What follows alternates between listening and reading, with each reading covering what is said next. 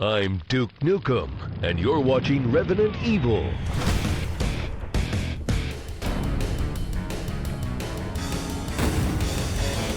Today, I'll be looking at Duke Nukem 3D for the Megadrive.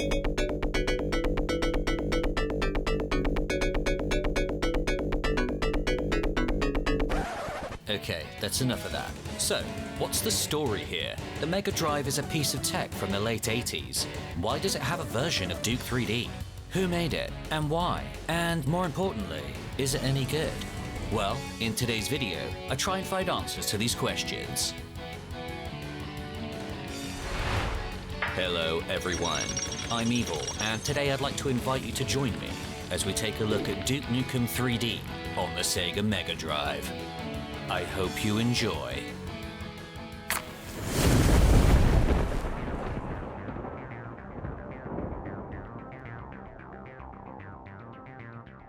To answer the question, why does this game even exist? We have to talk about TecToy.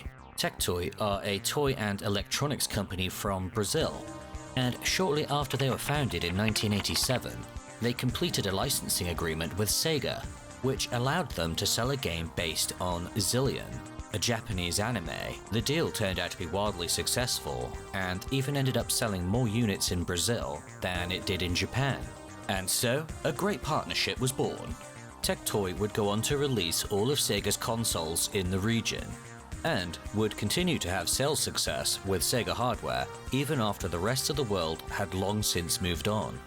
Just to give you an idea about how different things were over there, it's said that, thanks to the deal, TecToy once held 80% of the video game market share in Brazil, which is crazy to think about. But basically, the unique market conditions in Brazil allowed for the Megadrive to live on much longer than it did elsewhere, and as a result, there was demand for new games for the system.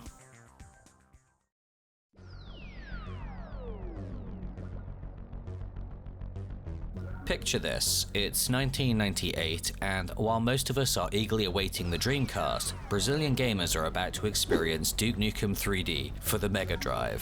But how did the game end up getting made? Let's see what we can dig up. Well, looking around, I found this interview with TecToy CEO Stefano Arnold, where he talks a bit about the game's development. He says, TecToy reached out to GT Interactive, as they held the rights to sub-license the game. According to him, 3D Realms, the original developers of Duke, were not happy with the decision. As such, the legal status of the game is often debated online. Is this an official product? Well, 3D Realms would say no, that they did not authorize the game, but TecToy say their agreement with GT Interactive allowed for a limited release in Brazil. However, GT Interactive would go bust sometime around 1999, so we would never really get an answer as to what exactly happened here. But in regards to development of the game, the CEO would say the developers had a hard time figuring out how to make a first-person game on the 16-bit hardware. That is, until they remembered a solution from another game they'd worked on, which was a Phantasy Star port they did for the Master System, one that just so happened to have first-person sections. He said that if it wasn't for Phantasy Star, they probably wouldn't have been able to make Duke happen. Although, I take this all with a pinch of salt, as according to this stream I found with the graphic designer of the game, Daniel Trevisan, he said that it had nothing to do with Phantasy Star. So, who knows? It's all a bit of a mystery. Anyway, let's jump in and take a closer look at the game.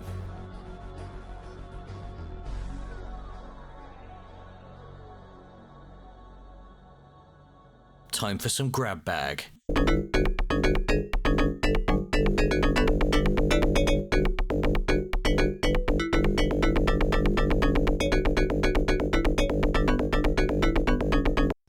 Well, at least you can tell it's meant to be Grabbag. Kinda. I'm not shitting on the Megadrive sound chip either. I know it can do better than this. Anyway, let's take a look at the main menu.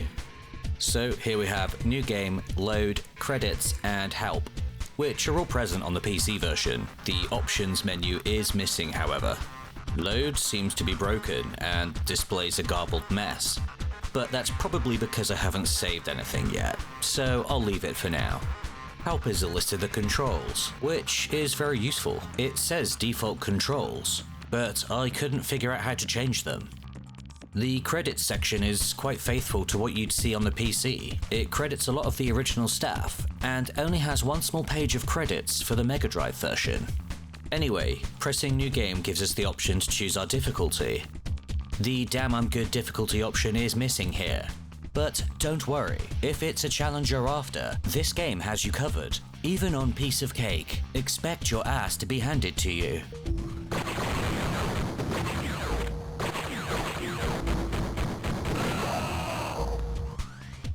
Upon selecting your difficulty, you're greeted with a voice clip of Duke.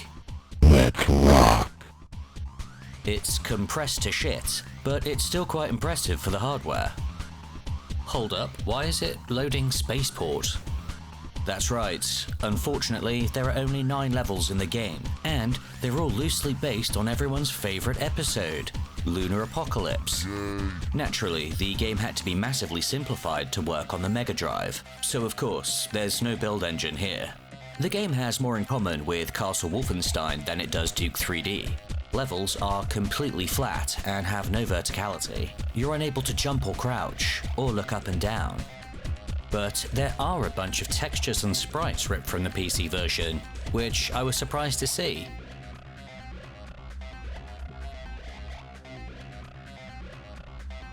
Obviously, they've taken a hit in regards to quality, but they're still somewhat recognizable. Well, some of them are. Why are there a bunch of cash machines up here? Now, I think it's important to remember that this is a Megadrive we're dealing with here. It would be easy to sit here and crap on this game, but this is a 16-bit 2D machine. The fact that it looks this good is definitely an achievement.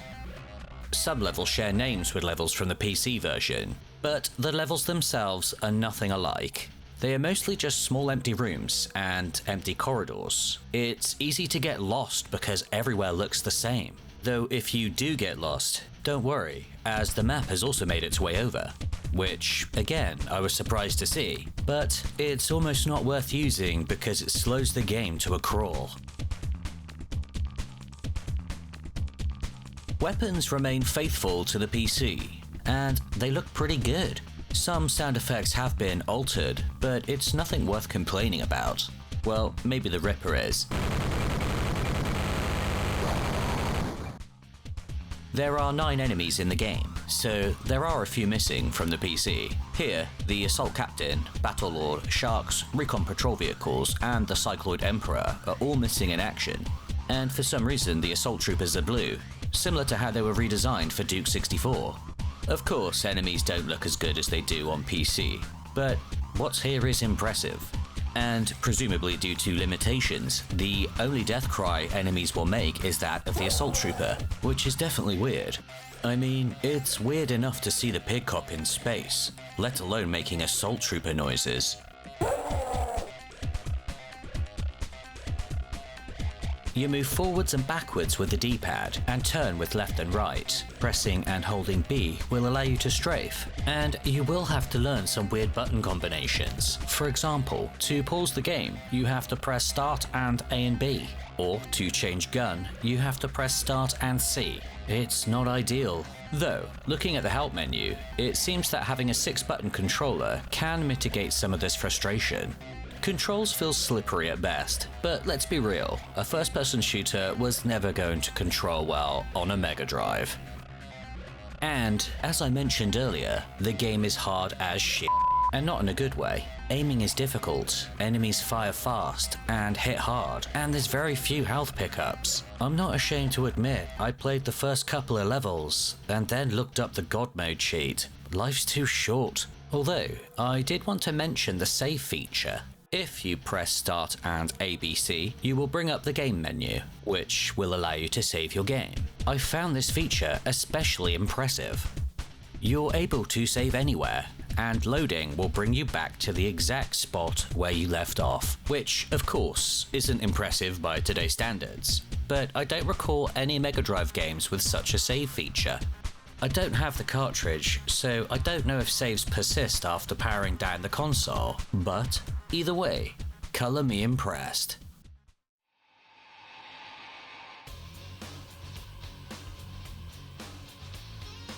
Let's go back to the music for a moment. So, one thing that annoys me a little bit is, similar to how it works on the Saturn version, the wrong music will often play over the wrong level. For instance, on Mega Drive, level 1 is called Spaceport, but it uses the music from the PC version's Teardrops level. Which is fine, maybe they don't have the music for Spaceport. Maybe they had to substitute it for another track, right? Wrong. When level 2 rolls around, it uses a remix of the Spaceport theme. Why? This isn't an isolated event either, as the music that level 2 should have is used later on in a level called Fatal Wind. I just don't understand. If you've already got the music, why not use the right track for the right level? But it really doesn't matter. I think the quality of the music is a much more valid complaint. Listen to this.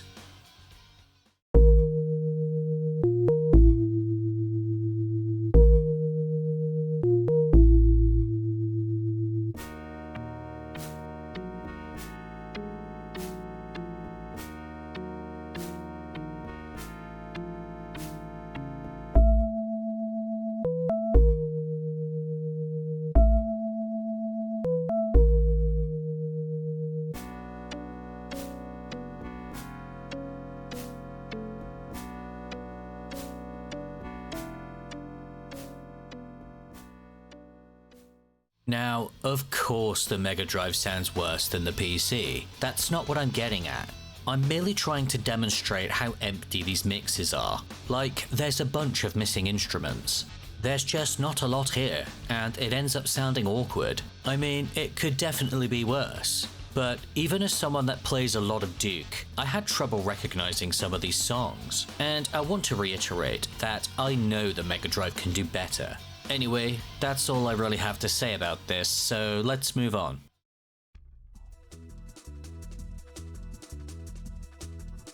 There are a couple of interesting things I found while playing Mega Duke. The first being these flames. Originally from Rise of the Triad, they were also used in the prototype for Duke 3D, known as Lame Duke, but were cut and do not appear in the final game. So why are they here? I wonder. Second thing is this spacesuit. This is another scrapped idea from the PC version, where originally there were going to be sections in space where you could use a spacesuit to breathe. It would function in a similar way to how the protective boots or scuba gear work. This feature was present in the pre-release 0.99 beta build of Duke Nukem 3D, but was removed shortly before release. But it's here in the Mega Drive version. So, despite this version of the game coming out almost 3 years after the original, these scrapped ideas somehow found their way into the game. This kind of thing really fascinates me for some reason. I wonder what kind of source material the developers had for reference. We may never know.